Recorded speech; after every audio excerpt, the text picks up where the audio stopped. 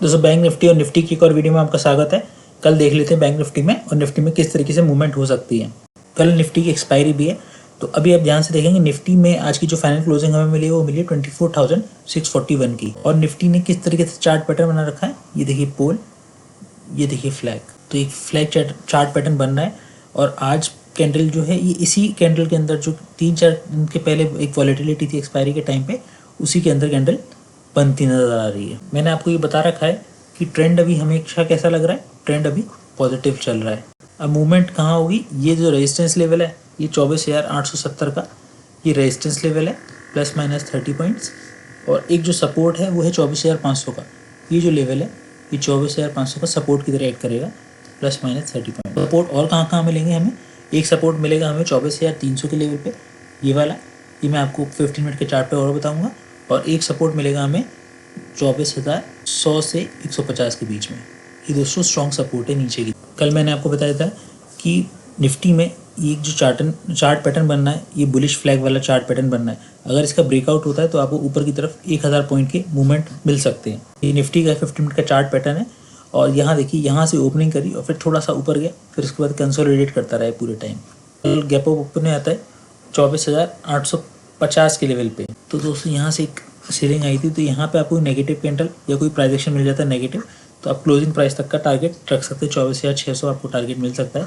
और इनकेस नीचे आता है तो 24,500 एक टारगेट मिल सकता है।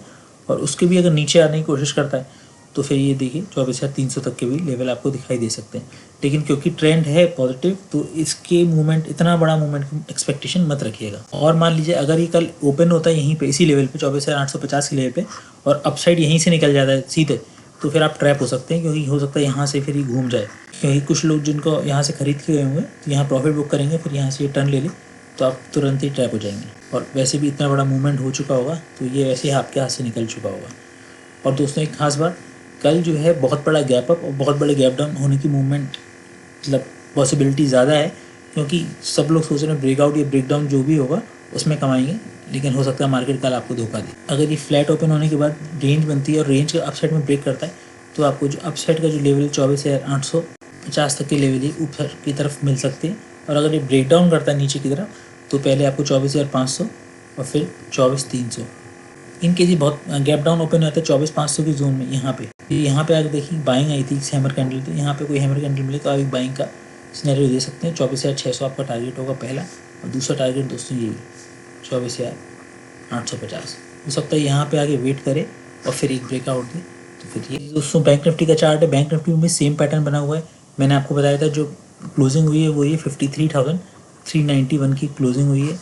और इसी जो हाई कैंडल है, ये बड़ी सी कैंडल बनी थी, इसके बीच में ट्रेड कर रहा है। ये ना ऊपर जा रहा है ना नीचे निकला है, तो भी बैंक निफ्टी भी कंसोलिडेट कर रहा है। तो यहाँ पे ऊपर सबसे पहले आपको रेजिस्टेंस कहाँ कहाँ मिलेंगे बैंक निफ्टी में, 53,900 का पहला रेजिस्टेंस होगा, 54,000 का एक साइकोलॉजिकल रेजिस्टेंस होगा, 54,470 रेजिस्टेंस होगा जो कि ऑल टाइम हाई है। सपोर्ट आपको मिलेंगे 53,000 के नीचे की तरफ, ये सपोर्ट मिलेगा। उसके बाद मिलेगा 52,850 का सपोर्ट, ये जो लेवल है ये आपको सपोर्ट मिलेगा। इसमें भी सेम पैटर्न बनना है, बुलिश फ्लैग।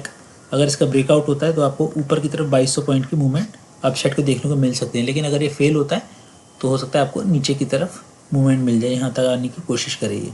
हो सकता है कल बहुत बड़ा गैप अप और गैप डाउन हो जाए, क्योंकि जो BTST लेते हैं हो सकता है कल वाला दिन उनका हो। ये दोस्तों बैंक निफ्टी 15 मिनट का चार्ट है। 15 मिनट के चार्ट पर आप देखिए कि किस तरीके से हमें ट्रेड करना है। मान लीजिए कल गैप अप ओपन हो जाए 53,700 के लेवल पे, जो कि ये लेवल है। यहाँ पे आप रेंज का वेट करिए, रेंज किस तरीके से ट्रेड करती है या फिर प्राइस एक्शन का।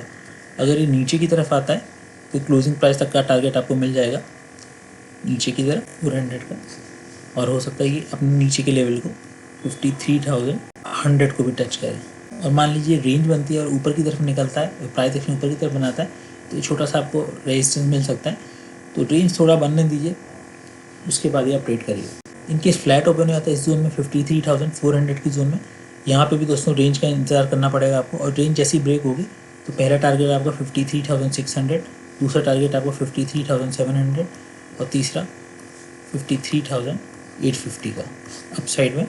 और अगर डाउन साइड में ही ब्रेक करता है तो नीचे की तरफ जो आपको टारगेट मिलेगा वो मिलेगा 53,300।